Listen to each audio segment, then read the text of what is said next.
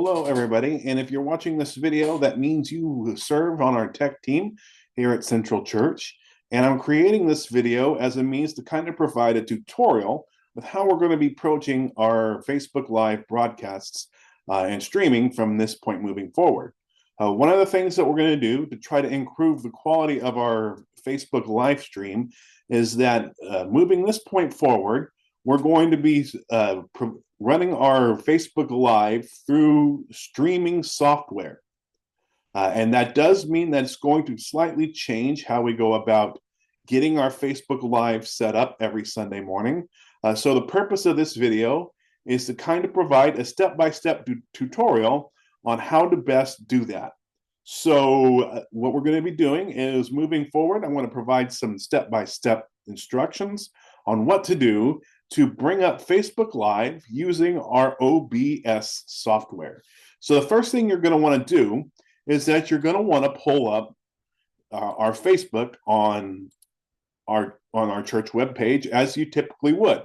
And as you typically would, you hit go live video, you hit go live, and it should bring up the interface that you typically see once you go live. Okay, here we are, and as you can see, what you're going to want to do next is, as normal, you're going to want to edit the post details. And in this case, we're going to type the words test, because this is just a test. We're going to save it. Okay, and what you're going to want to do next is, typically, we would be running on everything through a webcam, but that changes. That's the first major change you're going to notice, where the webcam is going to no longer be our video source. Moving forward, we're going to select streaming software. And once you select streaming software, you're going to see down here, Facebook is going to provide you with a stream key. You go to that and you hit copy. Okay, so the first major step is complete. You can minimize your Facebook Live screen at this point. And now what you're going to want to do is, on the desktop, you're going to find an icon that says OBS software. You're going to want to click it. And after you click it, it's going to bring up an interface that looks like this. This is our OBS software. And some of the things that you'll know right off the bat is that it provides some features that you typically don't see on Facebook. The biggest one has to do with our audio mixer. When we just simply streamed through Facebook Live, you were not able to hear the church service through the speakers as the people who are streaming on Facebook Live would hear it. When you use OBS software, that changes. As you can see right now, even as I speak, it's the audio indicators are picking up my voice. So what we're going to do is, this audio interface allows us for some more control in the church office. That means if things sound distorted, if the sound sounds bad, if there's a problem, you can adjust the volume sliders here. And what you want to do is, typically we don't want to go above 20. We want to be within the green range. If you go into the yellow range, it's okay. But if your audio starts spiking into what's red, that means we're going to get some distortion and some poor sound quality. So using OBS software allows us to have more control over how our audio is controlled on our Facebook Live streams. So when you get to this screen and you see it as you see it now, you're going to want to go to File. And then you're going to want to go to Settings. And once you go to Settings, you'll see a whole lot of options. Here on your left, you're going to want to click Stream. And then you're going to see Stream Key. Now, there's likely going to be a Stream Key already provided or already in the taskbar. You're going to want to delete that, because every time we go live, Facebook provides a different stream key. Okay, so it's not like once we get a stream key that we use that stream key for multiple instances where we go live. No, Unfortunately, that's not the way it works. Every time we go live, so on every Sunday, we're going to need a new stream key. So make sure that you have a new stream key and you have it copied and that you paste it into the taskbar. Once that's done, you hit apply and okay. Right, now we're ready to start streaming.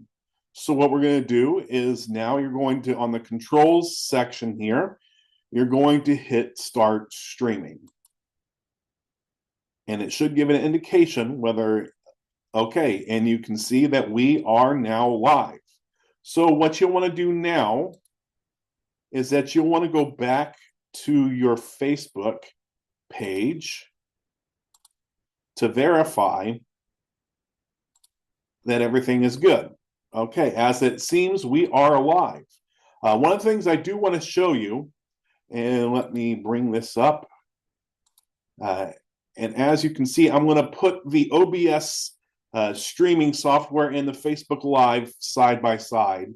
I recommend that whenever you're streaming and you're trying to adjust cameras and to just interact with the church service, I recommend that you mainly use our OBS software as the way you do that. Because since we use a streaming software for our Facebook Live, there is going to be a slight delay. For example, I'm going to mess with the camera here. I'm going to just move it. And as you can see through the OBS software, the camera is moving, but it's not moving yet on the right-hand side. And there's going to be a slight delay. You'll notice here in about 3 to 5 seconds, a Facebook Live, okay, now it's moving on Facebook Live. So there can be up to a 10-second delay between the streaming software and what we're seeing on Facebook.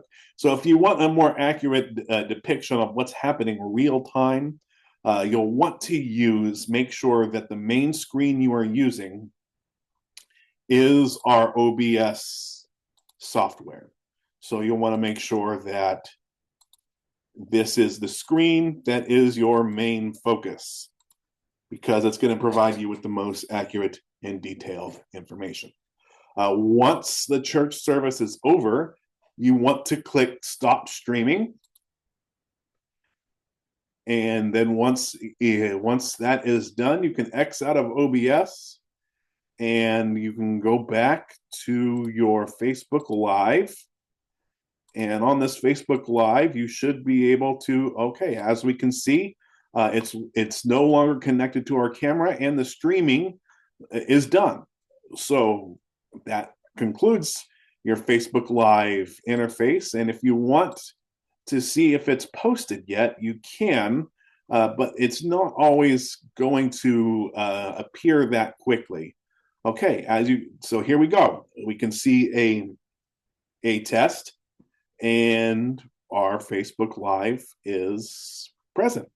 So that's how we, moving forward, are going to be doing our Facebook Live streaming. We're going to be going through OBS streaming software.